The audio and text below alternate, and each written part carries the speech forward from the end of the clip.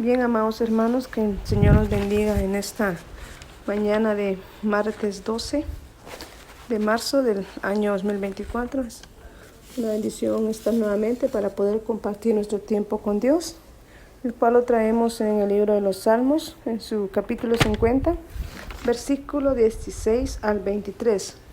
Dice la palabra del Señor: Pero al malo dijo Dios: ¿Qué tienes tú que hablar de mis leyes y que tomar mi pacto en tu boca?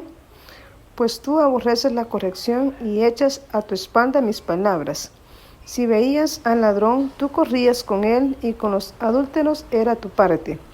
Tu boca metías en mal y tu lengua componía engaño. Tomabas asiento y hablabas contra tu hermano, y contra el hijo de tu madre ponías infamia. Estas cosas hiciste y yo he callado.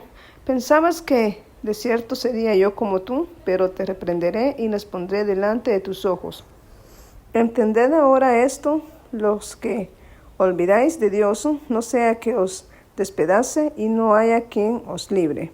El que sacrifica alabanza me honrará, y el que ordenare su camino le mostraré la salvación. Sabemos que la palabra del Señor, hermanos, es clara cuando la entendemos, y vamos a ver qué es lo que la palabra del Señor nos dice en esta mañana. Siempre aquí el Señor corrigiendo a su pueblo. Aquí en el capítulo 50 de Salmos, en su versículo 16 al 21, aquí encontramos a un pueblo desobediente, que era el pueblo de Israel, o los israelitas. Ese pueblo desobediente eran los israelitas. Ellos se llamaban creyentes, o dicen serlo. Según ellos se pasaban ser creyentes, que creían en las cosas de Dios, pero sus vidas no eran guiadas por Dios. Ante los ojos de Dios eran un pueblo malvado, que estaban practicando lo malo. ¿Y qué pasa al no seguir el camino de Dios? Sabemos que no pasa nada bueno, no sale nada bueno, solo encontramos cosas malas en nuestro andar.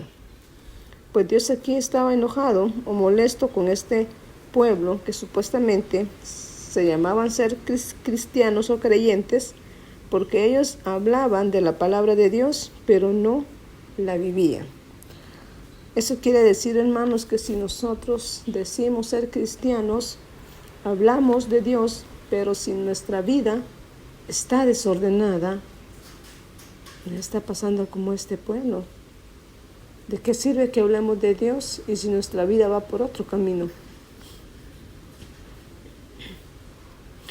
Tenemos que tener mucho cuidado, porque entonces Dios también se va a enojar con nosotros si nosotros cometemos ese error también.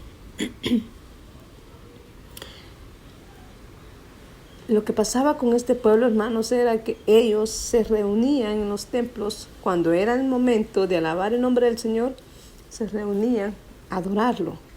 Pero ¿qué pasaba? Que al pasar el servicio, ellos después se olvidaban de Dios.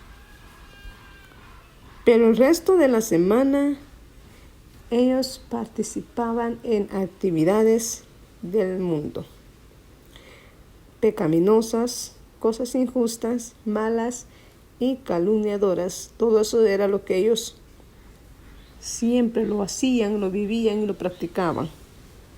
E incluso también hablaban mal de su propia familia. Hermanos, hoy en día estamos viviendo casi en esta situación, porque vemos en las iglesias, entre los mismos hermanos, no se quieren, andan hablando unos de otros. Y eso es lo que el Señor no le agrada. El Señor quiere que todos nos tratemos con amor y nos llevemos bien. Y no andar hablando mal del hermano o de la hermana. Pero ¿quién es el que hace eso, hermanos?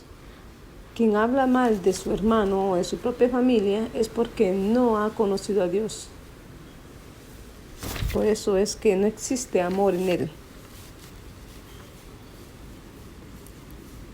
Este pueblo dice que hablaban del nombre de Jehová. Ellos, me imagino que encontraban a personas y se ponían a hablar de las maravillas de Jehová. Con sus labios lo hacían, pero con sus acciones ellos lo negaban porque andaban haciendo lo malo delante de los ojos de Dios.